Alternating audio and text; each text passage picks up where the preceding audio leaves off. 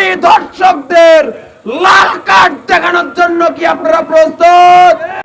রাজশাহীতে বাংলাদেশ ইসলামী ছাত্র শিবিরের ৪৯তম প্রতিষ্ঠাবার্ষিকী উপলক্ষে বর্ণাঢ্য শোভাযাত্রা অনুষ্ঠিত হয়েছে। শুক্রবার রাজশাহী বানেশ্বর বাজার এলাকা থেকে সংগঠনটির জেলা পূর্ব শাখার আয়োজনে একটি শোভাযাত্রা অনুষ্ঠিত হয়। শোভাযাত্রাটি বানেশ্বর বাজার এলাকার বিভিন্ন সড়ক প্রদক্ষিণ শেষে বানেশ্বর বাজারে এসে শেষ হয়। শোভাযাত্রা শেষে সেখানে একটি পথসভা অনুষ্ঠিত হয়। এ সময় প্রধান অতিথি হিসেবে উপস্থিত ছিলেন 10 দলীয় নির্বাচনী ঐক্য জোট সমর্থিত ও বাংলাদেশ জামায়াতে ইসলামী মনোনীত রাজশাহী 5 আসনের সংসদ সদস্য প্রার্থী মাওলানা মনজুর রহমান। শোভাযাত্রা শেষে তিনি সাংবাদিকদের বলেন, ইসলামী ছাত্র শিবিরের প্রতিষ্ঠা বার্ষিকী উপলক্ষে সারা দেশেই নানা আয়োজনে দিনটি উদযাপন করা হচ্ছে।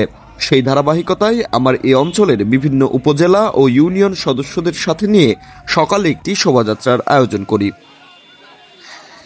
শোভাযাত্রায় উপস্থিত ছিলেন রাজশাহী বিশ্ববিদ্যালয় ইসলামী ছাত্র শিবিরের সভাপতি মুজাহিদ ফয়সাল। আগামী যে নির্বাচন, এই নির্বাচনে দুর্নীতিবাজ, চাঁদাবাজ এবং টেন্ডারবাজদেরকে বয়কট করতে হবে। যেভাবে লাল কার্ড দেখিয়েছে ঢাকা বিশ্ববিদ্যালয়, রাজশাহী বিশ্ববিদ্যালয়, চট্টগ্রাম জাহাঙ্গীরনগর এবং জগন্নাথ বিশ্ববিদ্যালয়ের শিক্ষার্থীরা, এইভাবে 12 তারিখের নির্বাচনে ওই চাঁদাবাজ, দুর্নীতিবাজ, টেন্ডারবাজ, খুনি ধর্ষকদের লাল কার্ড দেখানোর জন্য কি আপনারা প্রস্তুত?